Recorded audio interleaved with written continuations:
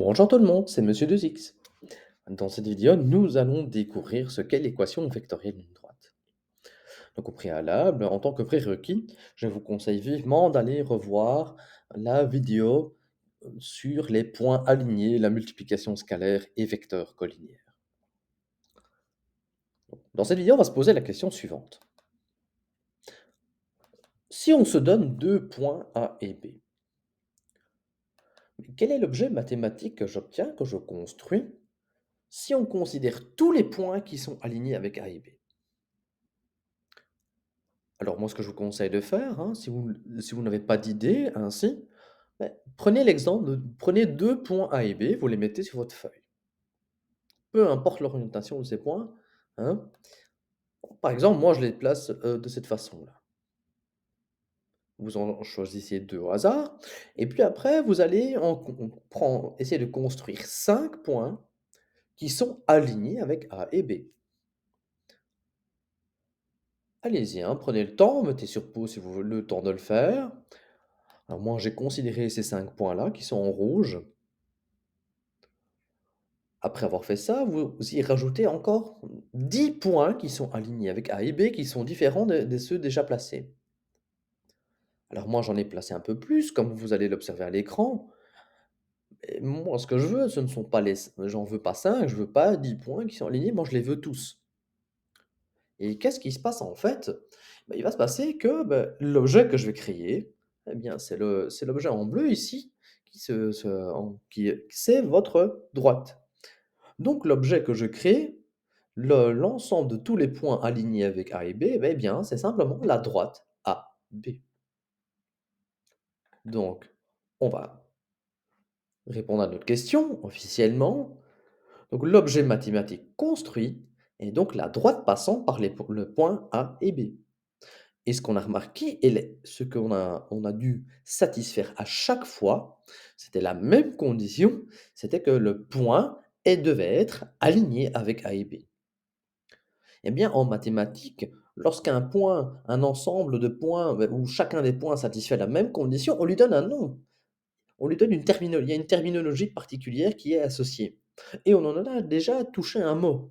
Euh, C'est ce qu'on appelle un lieu géométrique. Il existe d'innombrables lieux géométriques. Par exemple, le cercle est aussi un lieu géométrique. Alors pourquoi? Parce que si vous prenez un cercle et que vous prenez deux points qui se trouvent sur le cercle, qui appartiennent à votre cercle, eh bien ces 2 points admettent la même propriété. C'est qu'ils se trouvent à la même distance, cette distance c'est le rayon, du centre du cercle. Alors il en existe une panoplie, je laisse le soin à votre prof de maths de vous expliquer, ou votre prof de physique. Et donc on peut donner une définition mathématique d'une droite en tant que lieu géométrique. Donc la droite AB, c'est donc le lieu géométrique des points qui sont alignés avec A et B.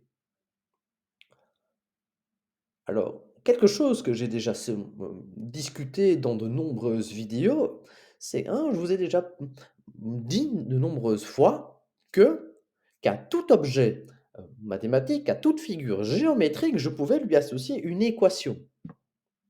Eh, bi- eh bien, la droite, pardon, eh bien, ne diffère pas à cette règle. À cette droite, il lui est associé aussi une équation. En fait, il n'en existe pas une seule, il en existe plusieurs qui sont équivalentes entre elles. Et donc, dans cette vidéo, nous allons découvrir ce qu'est l'équation vectorielle de la droite AB. Et donc, c'est une équation, comme vous allez le constater, et comme vous pouvez l'entendre dans le nom de ce type d'équation, c'est une équation qui est basée sur des vecteurs. Alors, donc la question qu'on se pose, c'est quoi l'équation de cette droite? Comment va-t-on débuter notre recherche? Eh bien, on va commencer par développer la définition d'une droite en tant que lieu géométrique. Et pour s'y faire, on va se placer dans un repère orthonormé que j'ai appelé origine. Et pour faire une recherche, je vais dire, une recherche d'équation et une écriture d'équation la plus générale possible, je vais supposer que l'origine de mon repère est différente de A et B. Alors, qu'est-ce qu'on a à notre disposition? En maths, on construit notre recherche, on fait notre recherche de tout quasiment tout le temps de la même façon. On liste tout d'abord ce qu'on sait. Eh bien, ce qu'on connaît, c'est pas grand-chose, on sait juste qu'on a des points A et B à notre disposition. Et vu que je travaille dans un repère orthonormé, je sais qu'il lui sont associées des coordonnées, comme affiché à l'écran. Est-ce que je dois rechercher? Je dois rechercher toutes les coordonnées de tous les points P de la droite. Il y a une condition qui doit être satisfaite par ce point. La condition à vérifier, c'est que P doit être aligné avec A et B. Mais dans la vidéo précédente, on a appris ce que ça voulait dire pour 3 points d'être alignés. Et donc, par définition de points alignés, eh bien, on sait que les vecteurs AP et AB doivent être collinéaires. Donc, qu'est-ce que ça veut encore dire pour deux vecteurs d'être collinéaires? Ça veut dire qu'ils doivent être multiples l'un de l'autre. Et mathématiquement, comment on écrit le fait que deux vecteurs soient multiples l'un de l'autre? Eh bien, l'un, le vecteur AP, doit être un multiple. Moi, ce coefficient multiplicateur, moi, je l'ai noté par la lettre grecque lambda, doit être multiple du vecteur AB. Et cette équation qui est affichée en rouge, encadrée en rouge, c'est ce qu'on appelle l'équation vectorielle de la droite AB. Et donc, qu'est-ce qu'elle dit?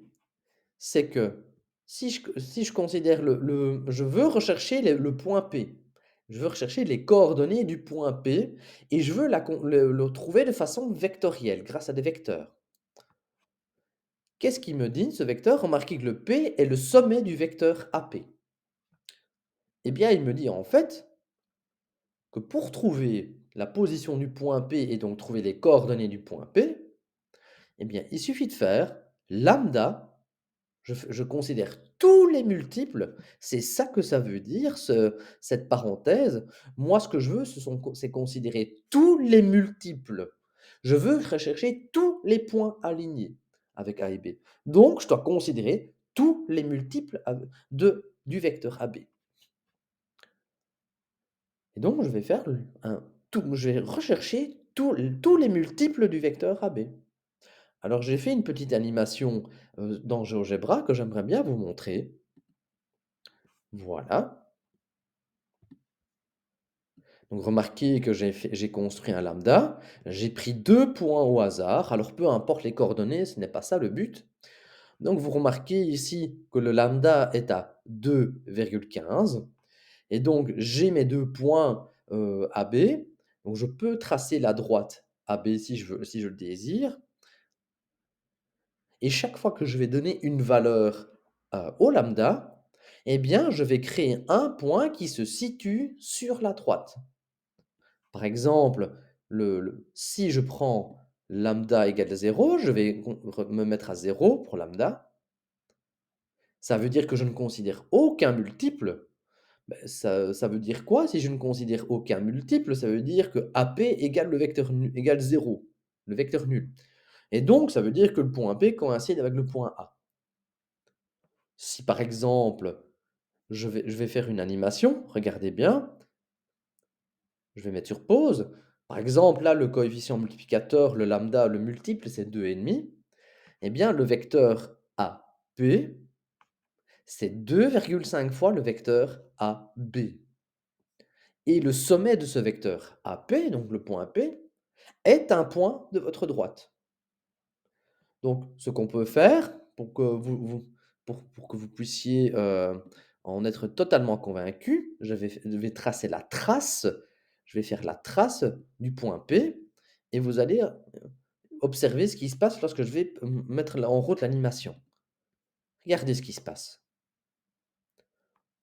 Donc là, ce que l'animation est en train de faire, il est en train de considérer tous les multiples du vecteur AB. Et chacun des points qui est tracé sur le graphique est un point de la droite passant par A et B. Et on peut l'observer, hein, c'est le cas ici, hein. Alors je vais me mettre sur pause. Alors qu'est-ce que se montre en fait cette animation et cette équation vectorielle? C'est que le vecteur AB qu'on considère, eh bien, il va en quelque sorte dicter l'orientation de votre droite. C'est ça que fait en fait votre équation vectorielle et ce qui va en découler dans la vidéo suivante. Le vecteur AB que l'on construit dicte l'orientation de votre droite.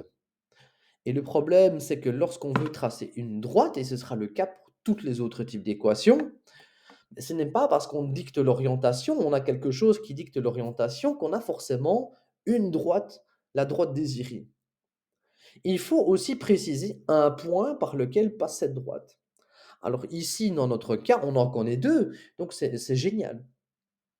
Et donc, quelle est la conclusion de cette vidéo? C'est que un, vous avez appris comment construire l'équation. Vous avez appris ce que c'est une droite en tant que lieu géométrique. Vous avez appris ce que c'est l'équation vectorielle d'une droite. Et la troisième chose, et c'est avec ça qu'on va terminer, c'est que le vecteur AB qui est construit dans notre équation, qui est présent dans notre équation vectorielle, dicte l'orientation de votre droite. Mais connaître uniquement l'orientation, ce n'est pas assez. Vous devez connaître aussi un point par lequel passe votre droite. Et alors, ici, on a de la chance, on connaît A, on connaît B, donc on a un point, forcément un point de passage. Donc gardez cette idée-là en tête pour les vidéos suivantes. Donc voilà, j'espère que cette vidéo vous a plu, que vous avez compris ce que c'était une droite en tant que lieu géométrique et que vous avez compris la construction de l'équation vectorielle.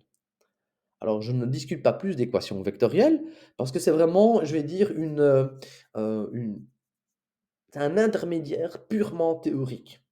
Le prochain type d'équation, qui est très usité en maths et en physique, c'est ce qu'on appelle les équations paramétriques. Ce sera donc l'objet de la prochaine vidéo. Je vous dis à très bientôt. Au revoir.